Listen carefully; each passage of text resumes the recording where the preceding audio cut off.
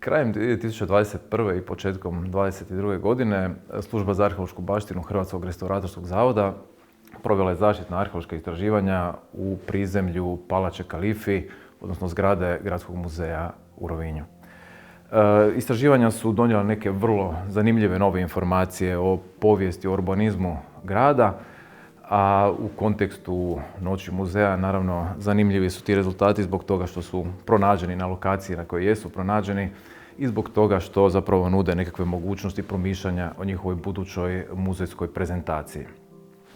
Sam položaj Palače Kalifi, nekome ko nije upućen u povijest i urbanistički razvoj ovog grada, na prvu se može učiniti pomalo nezanimljivim zapravo za neka senzacionalna arheološka istraživanja. Međutim, onome ko poznaje povijest grada, jasno je da je riječ o jednoj od najznačajnijih, strateški najznačajnijih pozicija kada se promatra, dakle, urbanizam Rovinja. Naime, poznato je da je Rovinj inicijalno bio otočno naselje, a upravo ovaj položaj je točka koja je bila najbliža obližnjem kopnu. Zbog toga, naravno, ova je pozicija imala višestruku važnost, kako onu komunikacijsku, dakle komunikacija otoka sa obližnjim kopnom, ali i obrambenu ulogu, jer zapravo riječ je o poziciji koja je bila najranjivija u smislu obrane naselja koje se razvijalo unutar bedema. Prije nego što krenemo govoriti o nalazima koji su pronađeni prilikom recentnih istraživanja, treba spomenuti da je na otoku na kojemu se kasnije razvija Rovinj u prapovijesti funkcioniralo i starije, dakle naselje negdje iz kasnog brončanog i željeznog doba. Prilikom prijašnjih arheoloških istraživanja pronađeni su nalazi koji potvrđuju, dakle, njegovo egzistiranje ovdje, različiti pokretni arheološki nalazi i primjerice nekropola koja je istražena na Mateotijevom trgu. Prilikom istraživanja u Palači Kalifi nisu pronađeni, odnosno pronađeni su vrlo oskudni ostaci tih života iz prapovijesnog razdoblja, što zapravo samo govori kako je to naselje funkcioniralo podalje od obalne linije koja se nalazila upravo ovdje. Međutim, ono što je jako zanimljivo i jako važno kod ovih istraživanja je da su pronađeni ostaci najraniji zapravo tragovi nekakvog urbanizma koji datira u kasnoantičko razdoblje, urbanizma iz kojeg se kasnije zapravo razvio Rovinj i koji se zapravo od tada pa sve do danas kontinuirano razvija upravo na ovom položaju. Ti najraniji nalazi datiraju negdje iz 4. ili 5. stoljeća, dakle još će nam kasnija analiza, dakle, prikupljenih podataka, prikupljenih nalaza to potvrditi. I to je zapravo početak, dakle, razvoja grada Rovinja. Tada, već u to vrijeme, dakle, razvijaju se na ovom položaju koji je, kada se pogleda konfiguracija grada, zapravo najpovoljniji za razvoj nekakvih urbanih sadržaja, jer je riječ o istočnom dijelu tog otoka koji ima najblažu nekako konfiguraciju terena, dakle blago položeni teren uz obalu, pa i kasnije kada se promatra, dakle, grad, vidi se da se upravo na ovom dijelu su se nalazili najvažniji nekakvi upravni i javni sadržaji, dakle različiti trgovi, pretorske palače i tako dalje.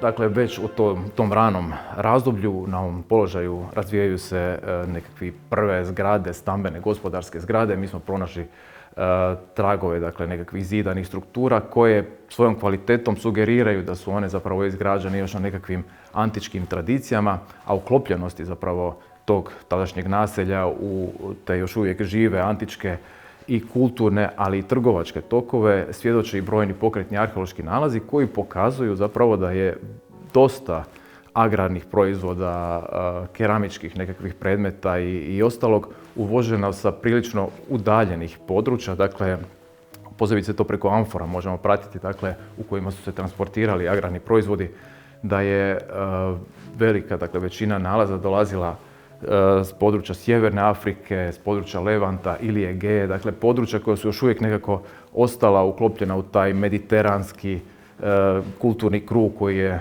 i dalje živio na tim antičkim tradicijama i koji je bio usko vezan uz Bizant, jednako kao što je i Istra u to vrijeme bila vezana uz njega. Tu su pronađeni neki drugi, dakle, nalazi koji nam govore o svakodnevici tih stanovnika. Brojni su recimo keramički utezi koji svjedoče o tome da su se stanovnici već tada dakle, bavili naravno ribolovom. Takvi se utezi koriste i za tkalačke stanove, pa su pronađeni recimo kameni žornjevi koji svjedoče dakle, o preradi žitarica i drugi predmeti koji govore o svakodnevici poput keramičkih lucerni koje su također uvožene dakle, sa tih nekakvih sjevernoafričkih područja ili primjerice fibula koje su bile ukrasni i funkcionalni dijelovi odjeće. Zašto se tad upravo u to vrijeme ovdje formira naselje? Zato jer je riječ o vrlo nesigurnim vremenima. Dakle, kasna antika je vrijeme kada se ruši to rimsko carstvo u kojem se živjelo prilično sigurno i stabilno dugi niz stoljeća. Barbarski narodi prodiru preko granica i stanovništvo koje je dakle, autohtono ovdje, lokalno stanovništvo, pokušava naći nekakve položaje koji su lako branjivi, koji su nudili dodatnu sigurnost. Jedan od takvih položaja je bio i ovaj otočić na kojemu se razvio Rovinj, a u to vrijeme zapravo možemo pratiti razvoj sličnih naselja i na nekim drugim položajima u Istri, ali i na drugim područjima carstva. U svakom slučaju, kroz arheološke nalaze u kontinuitetu možemo pratiti dakle, dalje razvoj naselja. Posebno su bogati nalazi koji datiraju negdje tamo do 9. stoljeća i već vidimo u tih prvih nekoliko stoljeća razvoja grada da se dešavaju brojne promjene, pa recimo vidimo rušenje tih starih objekata, gradnju novih koji više ne prate raster neki koji je bio onaj inicijalni, kasno antički, nego se već do 8. 9. stoljeća ta situacija mijenja i dakle grad se već intenzivno počeo razvijati u tom periodu. O tome da je Rovinj već tada bio važan centar svjedoči i nekakvi povijesni podaci, primjerice podaci sa Rižanskog placita koji je održan početkom 9. stoljeća gdje se Rovinj naziva Kastruom, dakle već utvrđenim nekakvim gradom i gdje se spominju nekakvi porezi koji plaćaju istarski gradovi, pa se vidi da je Rovinj jedan od onih koji zapravo plaćaju najviše poreza, koji su zapravo najviše plaćali bizantskoj vlasti.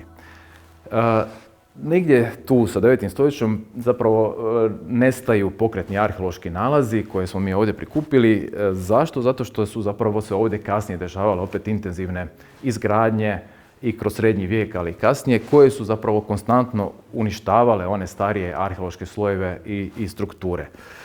Dakle, kroz to kasnije srednjovjekovno razdoblje nemamo puno više pokretnih arheoloških nalaza koji bi nam svjedočili o svakodnevici stanovnika. Međutim, ono što je jako dobro zastupljeno na ovoj poziciji su fortifikacije, odnosno obrambene strukture koje su građene u više navrata i višekratno su zapravo obnavljane i ojačavane. Dakle, sve je to pratilo nekakav razvoj opsadnih sprava, dakle i pratilo zapravo potrebu sve efikasnije obrane od tih novih i razvijenih opsadnih sprava. Baš na ovoj poziciji, dakle, možemo pratiti dvije linije bedema, jedna se nalazi iza nas, na jednoj od tih linija bedema ja upravo stojim. Riječ je dakle o bedemima onim starijim koji imaju približno 2 metra širine zida, dakle vrlo moćni obrambene strukture.